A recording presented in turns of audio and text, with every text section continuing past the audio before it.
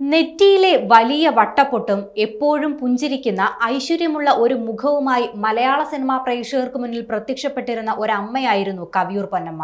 മലയാള cinema പ്രേക്ഷകരുടെ പ്രിയപ്പെട്ട അമ്മ. വെള്ളിത്തിരയിൽ എത്രയോ അമ്മ കഥാപാത്രങ്ങളെ കവിയൂർ പൊന്നമ്മ അനശ്വരമാക്കി. ഇന്ന് മലയാളികളുടെ പ്രിയപ്പെട്ട ആ അമ്മയുടെ ഓർമ്മകൾക്ക് 1 വയസ്സ് തികയുകയാണ്.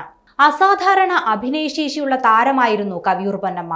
6 പതിറ്റാണ്ടുകൾ നിറഞ്ഞ അഭിനയ ജീവിതത്തിലെ ആദ്യകാലങ്ങളിൽ വേറിട്ട വേഷങ്ങൾ ചെയ്ത പൊന്നമ്മ പിൽക്കാലത്ത് അമ്മ റോളുകളിലേക്ക് മാത്രം ഒതുങ്ങുകയായിരുന്നു. പത്തനംതിട്ടയിലെ കവിയൂരിൽ ജനിച്ച പൊന്നമ്മയ്ക്ക് സംഗീതത്തിലായിരുന്നു അഭിരുചി. MS സുബ്ബലക്ഷ്മിയെ പോലെ വലിയൊരു ഗായികയാകണമെന്ന മോഹവുമായാണ് പൊന്നമ്മ കലാരംഗത്തേക്ക് എത്തുന്നത്. 14-ാം വയസ്സിൽ പ്രതിഭ ആർട്സിന്റെ നാടകങ്ങളിൽ ഗായികയായി കലാരംഗത്തെത്തിയ പൊന്നമ്മയ്ക്ക് പക്ഷേ വിധി കാത്തുവെച്ചത് അഭിനയ രംഗമായിരുന്നു.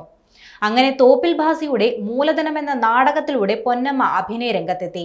1962-ൽ ശ്രീരാമ പട്ടാഭിഷേകത്തിലൂടെയാണ് സിനിമയിലേക്കുള്ള അരങ്ങേറ്റം.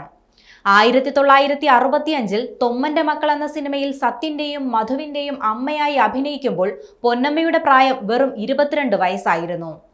ചെറുപ്രായത്തിൽ തന്നെ സത്യൻ മാഷിന്റെയും പ്രേം നസീറിന്റെയും മധുവിന്റെയും അമ്മവേഷം ചെയ്തു തുടങ്ങിയ പൊന്നമ്മ മലയാളികളുടെ മുഴുവൻ അമ്മയായി എന്നതാണ് യാഥാർത്ഥ്യം.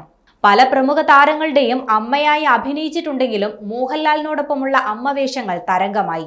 50ഓളം സിനിമകളിൽ മോഹൻലാലിന്റെ അമ്മയായി പൊന്നമ്മ. 6 പതിറ്റാണ്ടിനിടെ 800-ലേറെ ചിത്രങ്ങളാണ് പൊന്നമ്മ എന്ന അതുല്യ കലാകാരി ആരാധകർക്ക് സമ്മാനിച്ചത്. അമ്മവേഷങ്ങളിൽ മാത്രം ഓർക്കപ്പെടേണ്ട ഒരു അഭിനേത്രി ആയിരുന്നില്ല കവിയൂർ പൊന്നമ്മ. നിർമാല്യത്തിലെ നാരായണിയും അവളുടെ രാവുകളിലെ ലക്ഷ്മിയും ക്രോസ് ബെൽറ്റിലെ പട്ടാളം ഭവാനിയും കവിയൂർ പൊന്നമ്മയുടെ വ്യത്യസ്ത റോളുകളുടെ ചില ഉദാഹരണങ്ങളാണ്.